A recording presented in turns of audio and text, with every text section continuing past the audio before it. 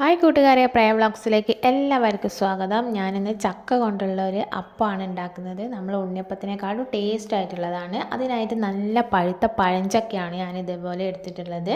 അത് കുരു എല്ലാം കളഞ്ഞ് അതിൻ്റെ ഉള്ളിലത്തെ പൊടി പോലത്തെ കളഞ്ഞെടുക്കണം. പിന്നെ മധുരം കുറവാണെങ്കിൽ 2 ആണി ശർക്കരയും ഇതേപോലെ നമുക്ക് തേങ്ങാക്കൊത്തും കൂടെ എടുക്കണം. 2 ആണി ശർക്കര എടുക്കുമ്പോൾ വളരെ കുറച്ച് വെള്ളം ഒഴിച്ച് കൊടുത്താൽ മതിയാകും. എന്നിട്ട് നല്ല മധുരമുള്ളതാണെങ്കിൽ ഈ ശർക്കരയുടെ ആവശ്യമില്ല. പിന്നെ ഇതേപോലെ നമുക്ക് ചക്ക നന്നായിട്ട് മിക്സിയിൽ അരച്ചെടുക്കണം. നന്നായി അരച്ചെടുത്തതിന് ശേഷം അതിലേക്ക് മൈദപ്പൊടിയും ആട്ടപ്പൊടിയും കൂടെ കൂട്ടിയിട്ടാണ് ഞാനിത് ചുട്ടെടുക്കുന്നത്. നമ്മളൊരു 3/4 ഗ്ലാസ് മൈദപ്പൊടിയാണ് എടുക്കുന്നതെങ്കിൽ 1.5 ഗ്ലാസ് ആട്ടപ്പൊടി എടുക്കുക. എന്നിട്ട് നന്നായിട്ട് കുഴച്ചെടുക്കുക.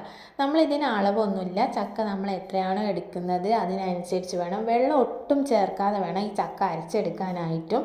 ഇതേപോലെ കുഴച്ചെടുക്കണം. അത് നല്ല ലൂസായി പോവാൻ ചെയ്യരുത്, ഓവർ തിക്കും ആവരുത്. നന്നായി കുഴച്ചതിന് ശേഷം നമുക്കിത് ഈ ശർക്കര വെള്ളം ഇതിലേക്ക് ഒഴിച്ചു കൊടുക്കാവുന്നതാണ്. എന്നിട്ട് നന്നായിട്ട് കുഴച്ചെടുക്കുക. എന്നിട്ട് അതിലേക്ക് നമുക്ക് ഇതേപോലെ എള്ള് ഇട്ട് കൊടുക്കാം. പിന്നെ നമ്മൾ കൊത്തി അരിഞ്ഞ് വെച്ചിട്ടുള്ള ഇതേപോലെ തേങ്ങാക്കൊത്തും കൂടെ, പിന്നെ 3-4 ഏലക്കായും കൂടെ ചതച്ചതും കൂടെ ഇട്ടിട്ട് നന്നായിട്ട് കുഴച്ചെടുക്കാം. നമ്മൾ അപ്പക്കാരൊന്നും ഇട്ട് കൊടുക്കേണ്ട ഒരാവശ്യമില്ല.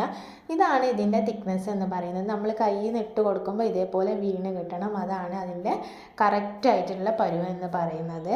എന്നിട്ട് നമുക്ക് വെളിച്ചെണ്ണയിലേക്ക് ഇതേപോലെ ഇട്ടു. ഞാൻ സ്പൂൺ കൊണ്ടാണ് ഇട്ടിടും. കുഴയ്ക്കുന്നത് മാത്രം കൈ കൊണ്ട് നന്നായിട്ട് കുഴച്ചെടുക്കണം. എന്നാൽ തന്നെ നല്ല രീതിക്ക് നമുക്കിത് കിട്ടുള്ളൂ.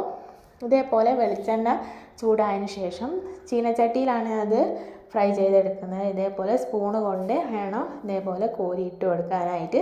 സ്പൂണൊന്ന് ജസ്റ്റ് നമുക്ക് വെള്ളത്തിൽ ഡിപ്പ് ചെയ്തിട്ട് വേണം ഇതേപോലെ കോരിയെടുക്കാനായിട്ട്.